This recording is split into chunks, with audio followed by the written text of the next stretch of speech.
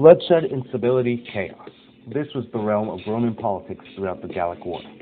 While Caesar began his offensive campaign in the Gallic War, Rome kept a defensive military policy. This policy put Caesar in a precarious position. With exceptional tact and quick acumen, Caesar shifted the Roman policy to his favor. First, Caesar sought approval from the Roman public by claiming that the war was absolutely necessary, not only for him, but also for Rome. By establishing a threat of Gallic invasion, along with some help from political allies, Caesar won over the public's approval for the war. However, in doing so, Caesar also shifted Rome's foreign policy. Nominally, Caesar's policy was defensive, but it allowed for him to take any offensive action on whatever he deemed a potential threat to Rome. This would allow Caesar, as well as any future Roman military leader, to justify any offensive action with ease. To further justify his war, Caesar took some xenophobic stereotypes from the collective Roman stockpile of barbarian stereotypes and applied them to the Gauls. Caesar described the Gauls as greedy, aggressive, stupid, and treacherous whenever it was convenient for him.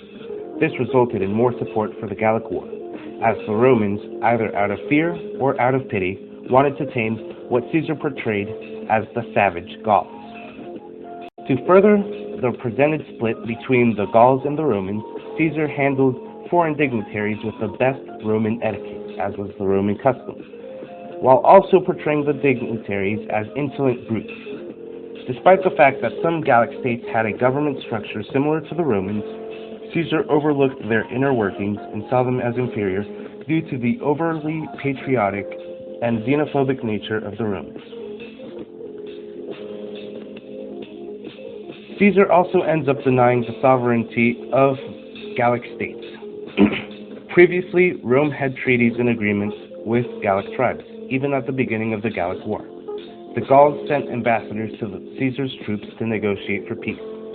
Often, the agreements were reciprocal, with the Gauls helping the Romans and the Romans helping the Gauls.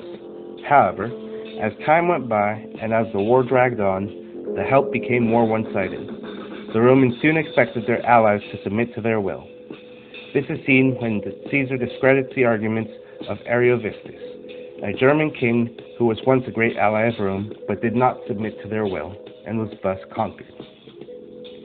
However cruel and manipulative Caesar may seem, he helped build the foundation of Rome's imperial expansion. Without the introduction of preemptive strikes into Rome's foreign policy, future justifications of war would have posed a challenge for expansion and conquest.